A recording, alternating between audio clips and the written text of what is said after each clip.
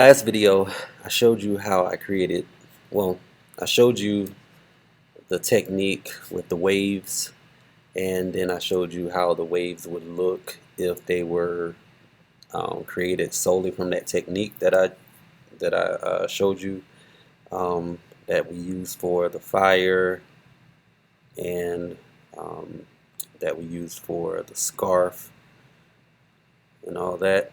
Well, um, I'm going to show you how I actually turned this into this. Okay, so the first thing I'm gonna do is I created a symbol called globe, and I centered me a circle there. So if you ever create a symbol, make sure that whatever is going to be in the symbol is centered to this little plus sign.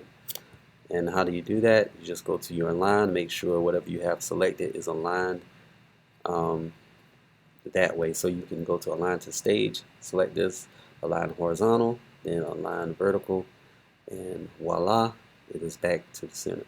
Now I also went to Google and I copied and pasted this image in, and I'm use the same technique that I used for that water. I'm going to use this to do a spinning globe. So let's just, I'll explain it a little bit. So basically, I'm just going to have this image repeat itself, um, only using the circle as a mask. So the circle is going to be a mask, only making part of this image visible at a time. So it's going to give the effect that it's a globe spinning. So I'm just going to select this image, go to modify, and go to bitmap because it is a bitmap. Why is it a bitmap? Because it's an image that I got from an outside source. So it's a JPEG or a PNG file. So it makes it a bitmap because it's made of pixels. So now I'm going to trace bitmap, turning it into a vector file. So now when I press OK, this is a vector file now. So now let's get rid of this bottom part, just delete this. And let's make sure this is bigger or taller than the circle. I'll just make it a little bit bigger just to be safe. And I will also duplicate this. How do you duplicate? Copy paste? Yes, you could copy and paste. But what I like to do is something fancy. I hold down the Option key on the Mac or the Alt key on a PC and just slide this over while it's selected and let it click there. Alright, so now this is one big image, and just to play it safe, as you should always do when using a motion tween, which I'm about to use, is make this into a symbol. So I selected everything, and now this is going to be a symbol. Let's convert this to a symbol. Oops. And I'm going to call this map. And what I'm going to do is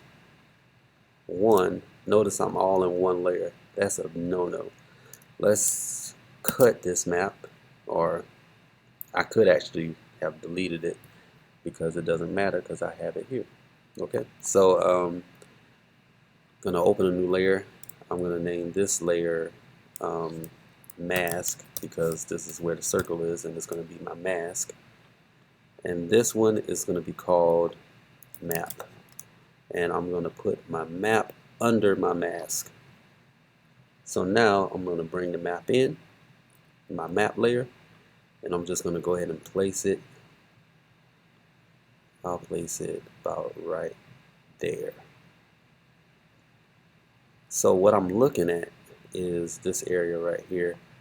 I'm going to have, because I'm going to start it right here, and you see this corner, this little peak right here. I'm just going to let it touch the circle right there.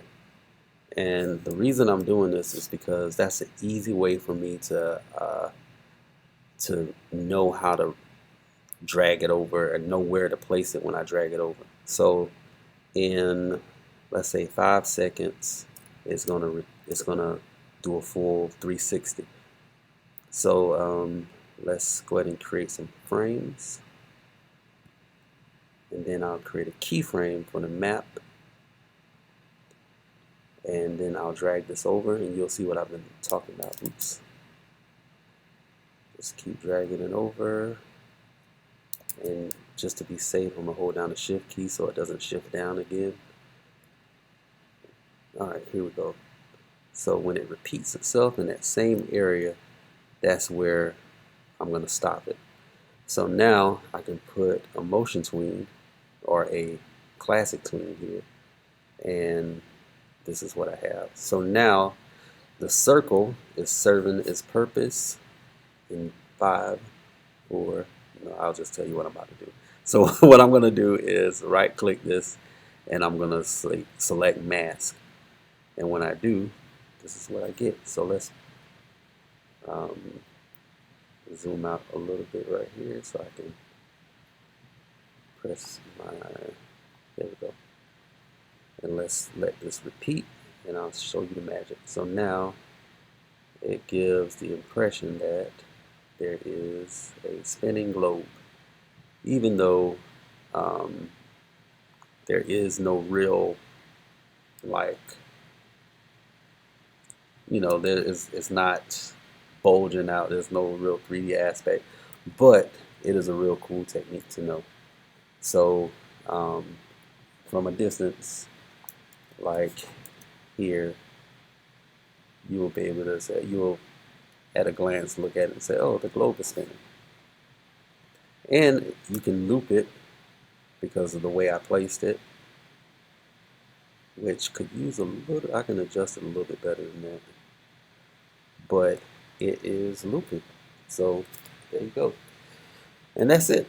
So the main thing to remember is the circle is your mask, and to place the image in a way that you can loop your animation. Also remember to make your map or whatever it is that you're going to do into a symbol before you put the motion or the classic tween on it.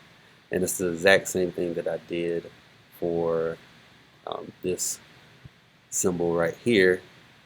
Notice this is my mask. Listen, there we go. This is my mask, and this is my symbol. And I did the exact same thing. The only difference is that I don't have anything inside of this part of the circle, so it remained transparent. Okay, so that's it. Now, if I wanted it to have like a blue sky with this particular one, then what I would need to do is go inside the symbol and actually add that to it. So I would put a background here, and I would add a rectangle. So I have a background layer, so it's on the bottom, and it doesn't have to be perfect because you won't see any of that anyway. So now when I come here, there's my blue sky in the back. Alright, just so you understand it, that's why I did this video. And yeah, so good luck. I will talk to you soon.